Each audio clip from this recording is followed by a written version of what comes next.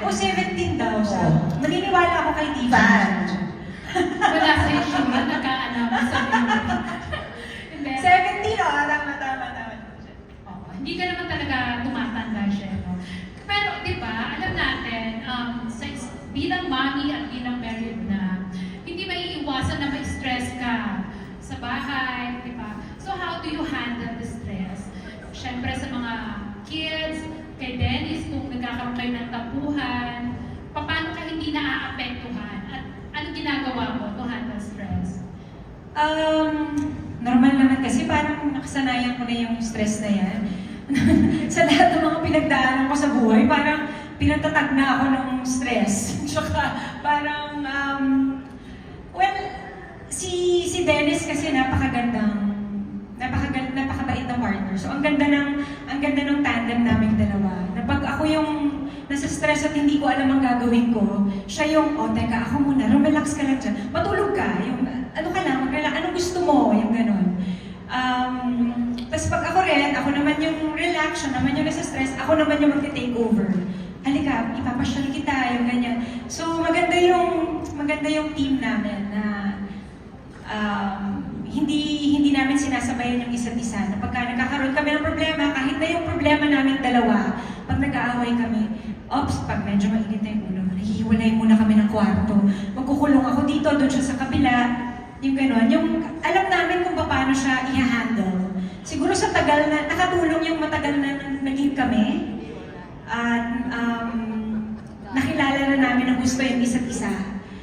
So pagka may mga nakaka-stress or may mga problema, alam na namin kung paano i-handle. Talagang, syempre hindi naman pwedeng hindi ka maapektuhan, di ba? Madalas kahit na alam mo na minsan napagdaanan mo na, basta ulit na lang ulit. Stress ka ulit, di mo maiiwasan. Pero, nagpapasalamat ako na yung mga tao sa paligid ko, nandyan sila para kalmahin ako, nandyan sila para tulungan ako, at maswerte ako na hanggang ngayon, nandyan pa rin sila para suportahan ako. Sila Tita Becky, ang aking mga manager, sila Jan, yung mga mahal ko sa buhay, at soon si ate, kukulitin ko na to. Ate, ano magagawin ko dito? Ate, matatagdagan yung stress mo sa... Actually, excited ko lang ang mga anak ko.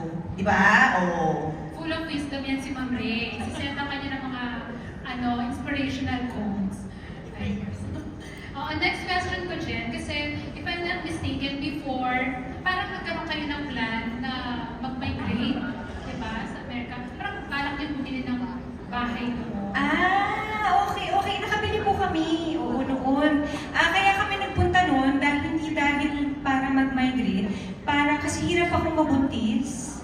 So ilang beses ako nag-try dito sa Pilipinas, walang nangyari. So nag-decide kami na pumunta sa ibang bansa para subukan kung paano nila ginagawa yung anong tawag doon? IVF? In vitro? Tawag ano naman yun? Yun, nakalimutan ko na. Tapos ang plano namin talaga noon,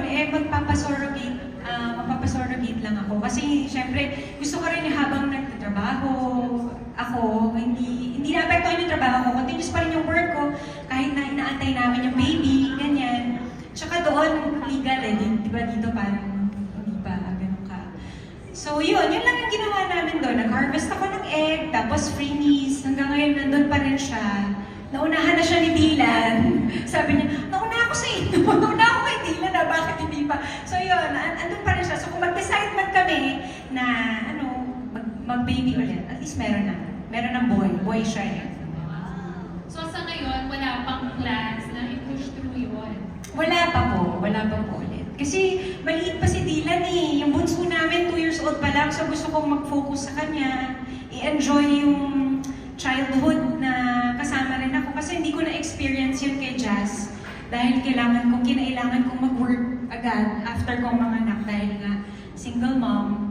Kaya ngayon talagang nagtitake ako ng time na, sige, pwedeng relax muna ako ngayon, enjoy ko muna yung baby para naman, di ba, makasama niya ako habang bata pa siya at ma-enjoy namin ng isa't isa.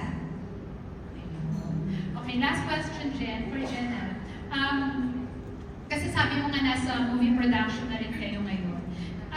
Curious lang ako kung ano yung nagtulak sa inyo ni Dennis to start your own movie production. sa loob ng 20 years, syempre, alam na namin kung paano galawan sa industriya. So parang, bakit hindi tayo mag-produce? Diba? Parang, isa yun sa mga passion namin ni Dennis eh. Lalo na pagka may project na pumapasok, yung ganun, gusto natin ang magandang script, gusto natin na yung production na gagawa ng pelikula namin maayos, maganda yung release. So parang, sa pagiging meticulous namin, gusto namin ilatag doon sa production namin. Gusto namin i-apply lahat ng mga kaalaman namin doon sa production namin. So nag-decide kami na gumawa ng, syempre gusto namin quality film, magandang script, magaling yung writer, maganda rin yung platform kung saan namin ilalabas. So yan, nag-decision kami na gumawa ng sarili production. Syempre hindi naman yun doon magsasara na hindi na kami pwedeng gumawa sa iba. Gagawa pa rin kami sa iba. Pero syempre gusto namin makagawa ng quality na pelikula. And supportado naman kayo ng GMA7. Oo naman! Sobrang supportado kami ng aming network. Soon, i-announce namin yung aming first project. Excited kami dito. Congrats sa bagong movie production. Thank And last you. na lang kay Ma'am Ray. Kasi nabanggit ni Jen kanina na si Dennis, tamad magkaroon ng facial routine. Possible ba na kunin mo rin si Dennis para magkaroon ng male counterpart? Kasi sa Tremendous trio na product mo, parang wala ka pang male endorser. Puro female. Secret. Kaya naghina. Secret. Hindi, abangan po natin. Di ba, para mas masaya ang pamilya. At syempre, kailangan madagdagan yung mga magagaling na aktor at actress dito sa pamilyang ito. At magaganda at gwapo, ma'am. So, abangan po natin ang ating pasabog by September. Ayun. Okay, thank you. Maraming salamat, Ate Janice and Evelyn. Yun na po ang ating